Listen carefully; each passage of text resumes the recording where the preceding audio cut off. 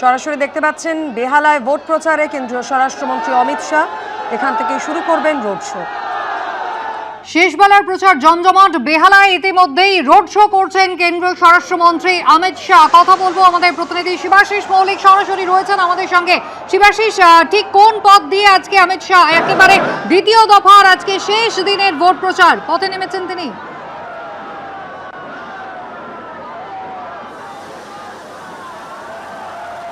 দ্বিতীয় দফার শেষ প্রচার, অর্থাৎ আজই বিধানসভা ভোটের শেষ প্রচার। শেষ প্রচারের দিনে আজকে রয়েছেন কেন্দ্রীয় স্বরাষ্ট্রমন্ত্রী। তার জোড়া রোড শো রয়েছে।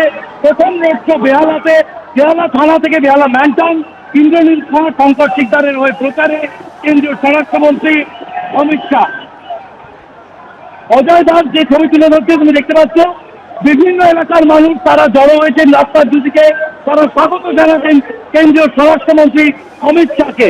এই মুহূর্তে যে ছবি দেখা যাচ্ছে, ছোট ছোট স্টেজ করা হয়েছে, সেই স্টেজ থেকে পতাকা নেড়ে পদ্মফুল দিয়ে অনেকে স্বাগত জানাচ্ছেন অমিত শাহকে। এবং এই যে দুই প্রার্থী, বেহালা পশ্চিমের প্রার্থী ইন্দ্রনীল খাঁ এবং বেহালা পূর্বের প্রার্থী শঙ্কর শিকদার আমরা জানি যে বেহালা পূর্বে প্রার্থী বদল করা হয়েছিল, তারপরও বেহালায় যে দেখা যাচ্ছে যে মানুষের সমর্থন তা কিন্তু চোখে পড়ার মতো। এবং বর্তমানে অমিত শাহ তিনি রয়েছেন এই রথে, এবং সেই রথ থেকে কিন্তু অমিত শাহ তার নেতৃত্বে এই রোড শো এগিয়ে চলেছে। যে ছবি দেখা যাচ্ছে কুসুমিতা, একেবারে কিন্তু অমিত শাহ রয়েছেন। এবং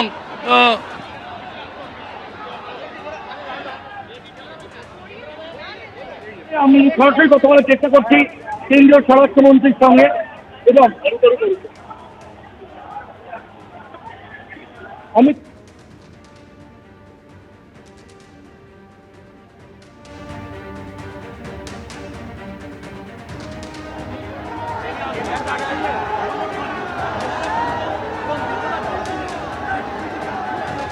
অর্থাৎ এবং শঙ্কর শিকদার, বেহালা পূর্বের বিজেপি প্রার্থী শঙ্কর শিকদার, বেহালা পশ্চিমের বিজেপি প্রার্থী ডক্টর इंद्रनील खां, তাদের সমর্থনে কেন্দ্রীয় স্বরাষ্ট্রমন্ত্রী रोड शो। अमित जी, सबसे पहले तो ये पूछना चाहेंगे कि ये जो काउंटिंग सेंटर हर बार देखा जाता है कि काउंटिंग को लेके बहुत सारे कई आरोप आ जाते हैं, वहां पे भी मसल पावर यूज होता है पश्चिम बंगाल में। इस बार ऐसा नहीं हो पाएगा। चुनाव आयोग ने बहुत अच्छी व्यवस्था करी। और सर, जैसे कि यहाँ पे 3 तरीके के वायलेंस देखा जाता है, जगतदल में, मुर्शिदाबाद में, कहीं पे प्रीपोल, कहीं पे पोस्टपोल, थोड़ा थोड़ा वहाँ पे वायलेंस हो रहा है। इसको क्या सख्त? कितने साल से आप रिपोर्टिंग कर रहे हैं? इससे कम शांति से चुनाव हुआ है कभी? तो यार शांति से चुनाव हुआ है वो बोलो ना, काहे को वायलेंस करते? सर, आखिरी सवाल कि विधायक दल, ये जो आप लोग कह रहे हैं कि आप लोग भारी बहुमत से सरकार बनने वाली है भाजपा की, तो वहाँ पे मुख्यमंत्री क्या विधायक दल तय करेंगे या फिर पार्लियामेंट्री बोर्ड? विधायक दल की सिफारिश पर पार्लियामेंट्री बोर्ड तय। मुख्यमंत्री के हবেন তা বিধায়ক দলের সুপারিশে পার্লামেন্টারি বোর্ডের তরফ থেকে মুখ্যমন্ত্রী নির্ধারণ করা হবে এবং বিধায়ক দলের সুপারিশে তা নির্ণয় করা হবে, এমনটাই জানালেন কেন্দ্রীয় স্বরাষ্ট্রমন্ত্রী অমিত শাহ। একেবারেই ছবি আমরা দেখতেই পাচ্ছি, ইতিমধ্যেই কেন্দ্রীয় স্বরাষ্ট্রমন্ত্রী তিনি রোড শো করছেন। 2026 বিধানসভা নির্বাচন মাত্র 2 দফায় আপনারা জানেন, আর শেষ দফা নির্বাচনের আজকেই শেষ দিনের প্রচার। ইতিমধ্যেই কিন্তু কেন্দ্রীয় স্বরাষ্ট্রমন্ত্রী তিনি রওনা দিয়েছেন বেহালা থানা থেকে। আজ ম্যানটাউন পর্যন্ত তার এই রোড শো হবে এবং তারপরে জনসভায় তিনি ভাষণ দেবেন। দেখতে পাচ্ছেন সরাসরি সেই ছবি।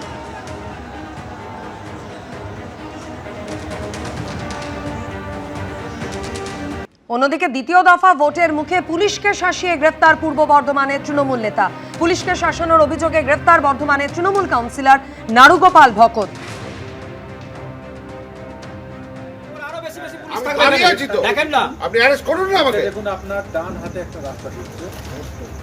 কেন আপনার কাছে কি স্পন্সর নিয়ে এসেছে? আপনার কাছে কেউ ডাকেও না, আপনার ডিস্টার্বও করেনি? না না, আমার এলাকা তো এটা, মানুষকে এখানে সুস্থ হয়ে ঘুমোতে দিচ্ছেন না। কি বলছেন? আমার এলাকায় আপনি কাউন্সিলর, ঠিক আছে, পুলিশ আসলে আপনার কৈফিয়ত নিয়ে আসতে হবে। একদমই নয়। না, এখন এমসিসি চালু। আপনার কৈফিয়ত এখন কাজে যাবে না। আপনার কৈফিয়ত থেকে আমি আমার নিজের ক্ষতি করব না। পাবলিক আপনি বলুন কাকে মেরেছে আর বিস্তারিত জানাবেন প্রতিনিধি রুমা পাল আমাদের সঙ্গে রয়েছেন। রুমা, সূত্রের খবর সিইওর করা নির্দেশের পরে গ্রেফতার করা হয়েছে এই তৃণমূল নেতাকে। কমিশনের কি নির্দেশ?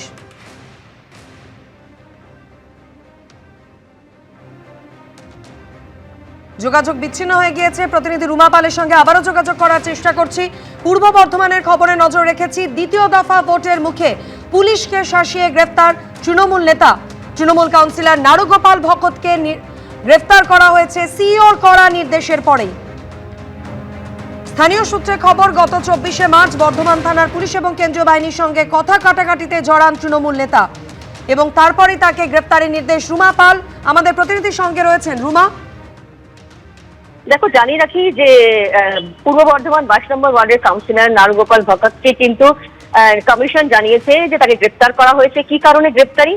কারণ পুলিশকে শাসিয়েছিলেন, পুলিশকে ভয় দেখানোর অভিযোগ রয়েছে এই কাউন্সিলরের বিরুদ্ধে এবং সেই কারণে কিন্তু এই গ্রেপ্তারি বলে জানা যাচ্ছে। এর আগে কিন্তু কমিশন বলেছিল কেউ যদি কোনো পুলিশকে শাসায় বা ভোটারদের ভয় দেখায়, যে এমন ধরনের আচরণ করে যেটা একদম পরিপন্থী এই যে ভোট হচ্ছে, যেখানে নির্বাচন হচ্ছে, সেক্ষেত্রে কিন্তু নির্বাচন কমিশন কড়া পদক্ষেপ নেবে এবং সেই পরিপ্রেক্ষিতেই কিন্তু জানা যাচ্ছে 22 নম্বর ওয়ার্ডের যিনি কাউন্সিলর পূর্ব বর্ধমানে তাকে গ্রেপ্তার করা হয়েছে, এমনটাই কমিশন সূত্রে খবর। ধন্যবাদ রুমা।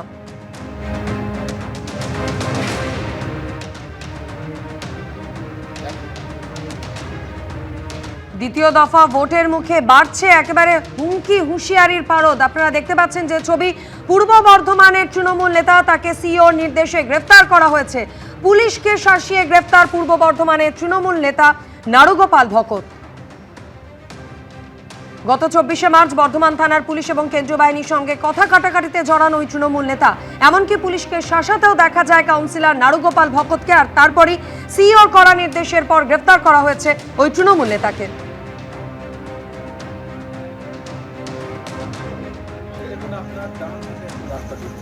গতকাল পূর্ব বর্ধমান জেলায় পরিদর্শনে যান মুখ্য নির্বাচনী আধিকারিক মনোজ কুমার আগরওয়াল। সিইওর করা নির্দেশের পরেই গ্রেফতার করা হয় অভিযুক্ত তৃণমূল নেতাকে। কি বলছেন? আমার এলাকায় আপনি কাউন্সিলর, ঠিক আছে, পুলিশ আছে আপনার এলাকায়, আর এদিকে দ্বিতীয় দফা ভোটের মুখে নারায়ণপুর থানার আইসিকে শাসানি দিলেন তৃণমূল প্রার্থী। ভিডিও ভাইরাল হয়েছে। যেখানে আমার মিসেস বলছে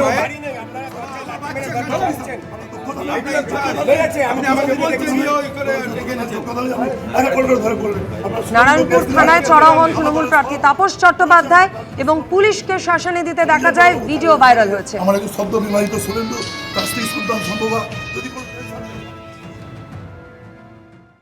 এবিপি আনন্দ, এগিয়ে থাকে, এগিয়ে রাখে।